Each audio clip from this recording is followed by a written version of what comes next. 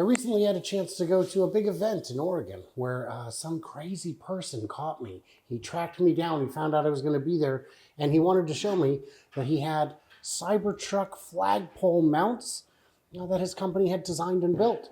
And I said, well, that's interesting, but you know what? I want to know what your company's really about. And Jason has agreed. Thanks, Brian. To let me know what's going on. So I'm out here in Portland, and we're going to have a quick chat about it. I'm Brian. Welcome to Futuraza. So tell me what this room is. Where am I? So this is Utensille's prototyping shop. I'd like to say this is where the magic happens. That's actually where the engineers sit.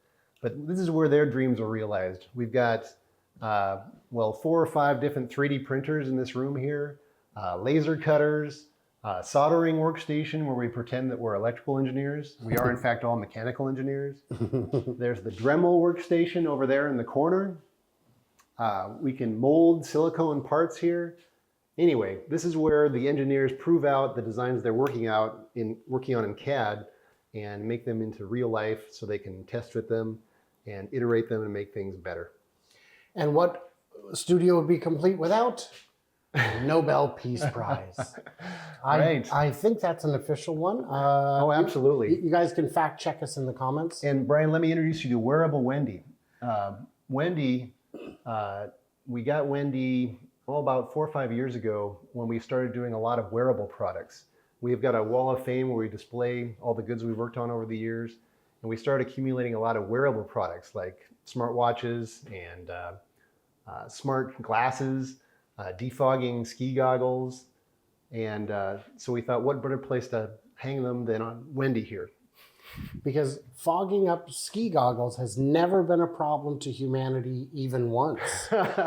Now, I know before you tune out, because I know some people are only here to see Cybercab or Cybertruck, this is important. What we're talking about is the design process, the engineering process, and turning that into something real. And that's what they do here. Yeah. Your #1 product in the whole wide world is not the Cybertruck flagpole. That's something you did for fun. That's right, Brian. So our bread and butter here at Utensile, we're an engineering services company. We design things in 3D CAD for other folks, usually giant companies like Apple and Intel, Nike, NASA. This one's just for fun, and we are having a lot of fun with it. But in this very room here where we have the 3D printers, this is where we prototyped our first flag holders. And that was this one right here, as a matter of fact. So you draft it in CAD, you have the idea, you hit print, and then you check it out. You've got the rapid prototype, as quick as that. Absolutely. When the truck was announced, of course, I signed up for the thing right away. And then when it became real and started shipping, we realized right away that we wanted to do an accessory for the truck. And in particular, we wanted to do something that took advantage of the L-track. So tell them what the L-track is. L-track, I can show you. Oh, so here we've got one right here. We've got a chunk of L-track on the wall, and this was purchased specifically to prototype L-track accessories for the Cybertruck. And this is where Scott, when he comes in on his bike, he hangs up his bike here, but we thought it'd be good enough to hang the L-track. And that is a standard kind of thing that a variety of trucks and other... Yeah, it's, I don't know if I'd call it standard. It's used in, van life a lot. Okay. So people are putting them in their overlanding rigs. And the craziest place I've seen it is in airplanes. So they mount the seats. If you look closely at your passenger seats in the back, all the seats are strapped down to this L-track, which runs all the way up and down the airplane. Which is how they're able to infinitely inch you closer and closer together over time. That's right. Every few months. This plane didn't used to have 36 rows. Absolutely. So why don't we take a look at the come on down. So this is the genius team. Brian, this is where all the magic happens. So this is the engineer's room here. And there's only 4 of us here at Utensile. It's myself, Zach, Alex over here, and Scott in the corner over there. There he is. Yeah. I'm just holding the camera carefully to not capture any on-screen stuff that might be proprietary. Good call. I think Zach had an oh shit moment there. But yeah, so I started to say that magic happens in the prototype room, but that's not true. This is where the magic happens. So our customers, big companies, small companies, mom and pop, anyone who wants to design something to get mass produced, to go on store shelves, gives it to us, where these guys make these incredibly detailed 3D CAD models. And they do it on these amazing 3D CAD workstations. Well, you know what we've got is a variety of hands. We've got these giant hands. Yeah, so we didn't make these hands ourselves, but we sure 3D printed them in this creepy flesh color. Mm-hmm. That is a great flesh color. You just need to paint the nails and you're done. Right. Yeah. Here we Terrible. go. I love it. So Zach's got the model for the bracket on screen right now, and he can spin it around for you. And does it explode? Maybe it doesn't explode. Let's find out. That's exciting when it explodes. There we go. Yeah, do some slow rotation of that thing. Yeah. Yeah. Do it. Rotate it Rotate nice it. and slow. Anyway. And so from this, you are able to assign the type of thread, Yeah. Do you have a drawing for this thing handy, you think? Well, don't worry about that. I'm not worried about So, that, but the Brand- idea is you can, if you said, you know what, I don't want this, I want this, you just swap it out, That's right. print it again. Swap it out, do any mods necessary. Yeah. Yeah, so the deliverables from this room become these 3D CAD models and 2D drawings that specify exactly what we want the folks to make at our suppliers, typically overseas. So when a client comes to you and says, I need, like what kind of things would a client need? Like what is Yeah. a common product without, Let's say divulging trade secrets? let's say it's a smartwatch. Yeah. Okay. Yeah. So you would then design it, you would then print it, you would then Yeah. show it to the client, get it validated, and then That's you just email them the CAD. that's essentially the whole process. There's lots of detailed steps between the concept generation and making sure it's got the right build quality in China. But you nailed it. That's the right flow chart. So there we go. I'm the new, I guess, COO is what's going on. I'm going to open up shop next door, right there, I think, and sneak over at night and steal their designs. They'll never notice. They'll never notice. I make it sound easy. It's not. If it was, That's right. That's what keeps the lights on here is this the subtleties of making something.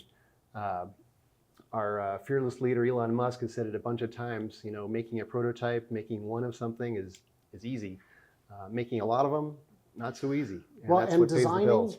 this in a way that is, anybody can design a bridge that stands. Only an engineer can make a bridge that just barely stands.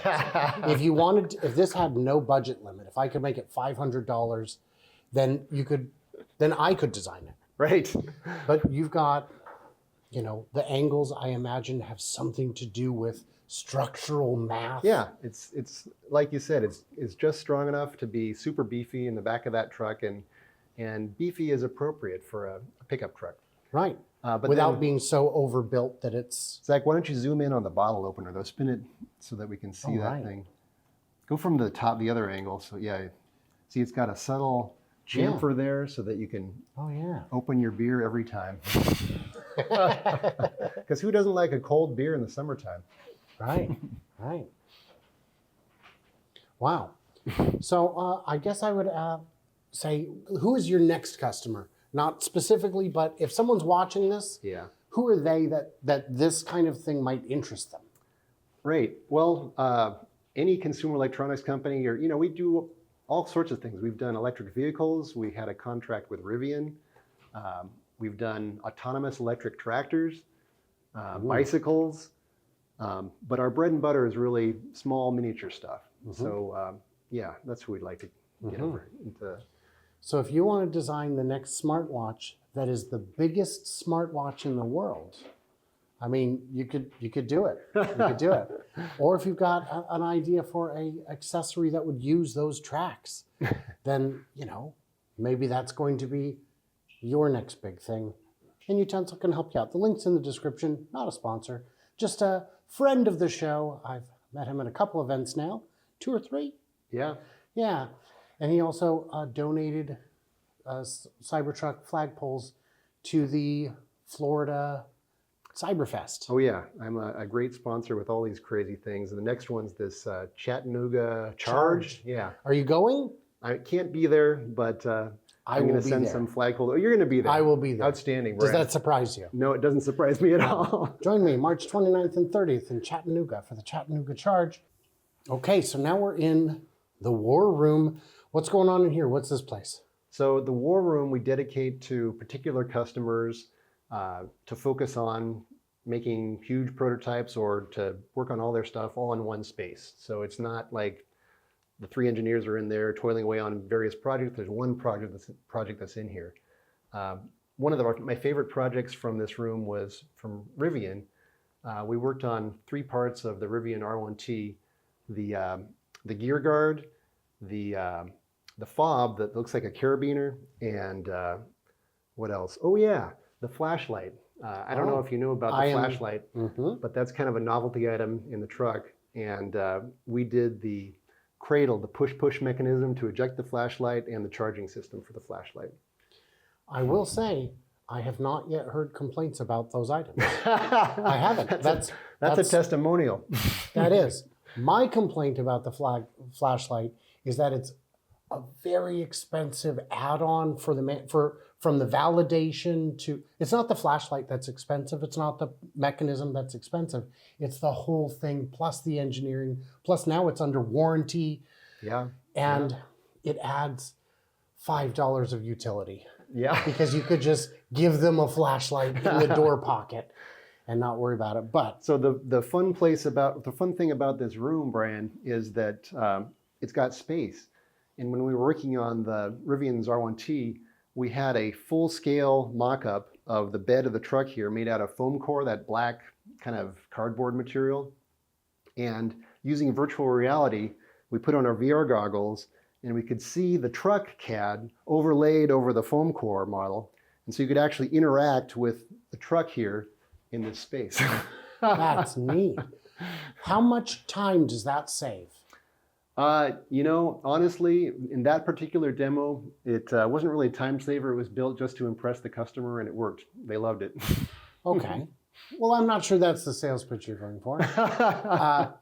But being able to, it's all about the speed of iteration. Okay. And a lot of manufacturers will, like we were talking before we started recording about having a short supply chain, having rapid design. Yeah. And the example is that in China, they famously have everything right next to each other. Yes. And there was a study commissioned to say, how much would it cost to build an iPhone in the US instead of China? And the answer was, we can't.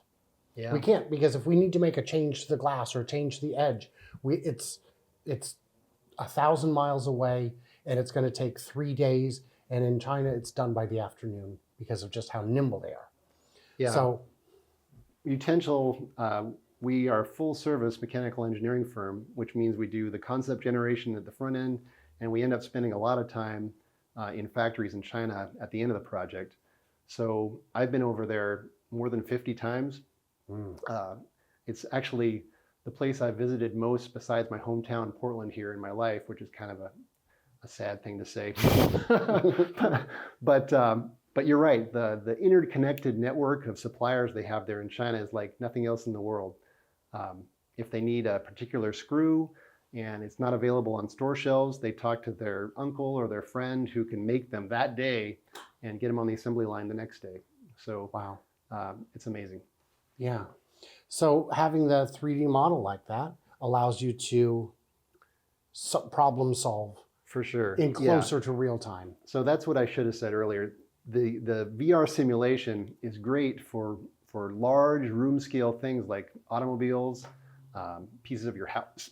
3D CAD is perfect for smaller things like smartwatches, but the simulation that VR provides, I think there's no substitute for it besides the 3D printing and actually making a prototype. So it does cut hours, days out of the cycle because you can mess with things immediately. So the problem Jason ran into is that he knows I love to joke around, and he's joking around sometimes, and the audience doesn't yet know him that well. So it's like, wait a minute. And the truth is, for a lot of products, if it is something that you would normally see at a distance, you don't need a full mock-up to understand what a watch looks like. But something that you would interact with, that's bigger, that has the kind of volume that would permit you to do things inside of it. Sure. It makes more sense to see. I've had ideas before, and I'm sure you've had ideas like with your Cybertruck mounts where it looks good on paper, and then you get to actually try and apply it. You're like, right, I get it now. Yep. Yeah, for sure. And that's a little bit of savor there. Anything else we need to know about the war room? So Absolutely. so you've got a big product, a big project. Client comes to you, says, I need the flashlight. I need something big. This room becomes the mission war room control. In a movie. Yeah, Yeah. exactly. You've got image boards that you put up with our brainstorming results. You've got prototypes in here. All the tools. You can even put an engineer in here working on it. It's dedicated to the stuff in this room. It's pencils down in this room. Everyone's working hard on particular customers. And if you really needed to, you could bring in your own middle manager, because that always speeds things up. Yeah, good idea. Utensile over the years, we've grown from myself over 20 years ago to 8 at one point, and then back to 4. But we've never had any management, never had any meetings. It's just all mechanical engineers. Very cool. Well, one more thing. Oh, yes. I'd like to turn the tables on you, Brian. Okay, I'm ready. So I'd like to hold the camera, and I want to put you in VR goggles so you can experience Cybertruck and our flag holder like you've never seen it before. Oh, okay. I'm not sure how that'll translate into this, but we'll figure it out. All right. So you put that bad boy Mhm. on. Mm-hmm. Go like There that. we loosen go. It up. That's There you go. okay. Yeah. Oh, I see. And okay. then you take There this it thing is. in your right hand, Mm-hmm. Aha. and you take this thing in your left hand, Mm-hmm. and you use your trigger finger to teleport. You point it at the ground, and you can walk around that Oh, I way. see. And you can actually walk around too. You don't have to stand exactly where you are. I see. And what do you see there, Brian? So I am looking at a Cybertruck that I'm now on top of. So you can point to back the over ground, here. and There we go. there you go. Gotcha. Okay, so I'm looking at a Cybertruck with your wrap on it. Nice. Yeah. If you go to the sunny side of the truck, you see the wrap in all of its glory. But I'm on the sunny side. Oh. Yeah, you got to warn me though. That's Got to okay. let me know. I'll spot you. But on the table there, if you walk over the table, I'm at the table. okay, there's a Cybertruck. The flag holder's there, and you can use your middle finger here to grab it.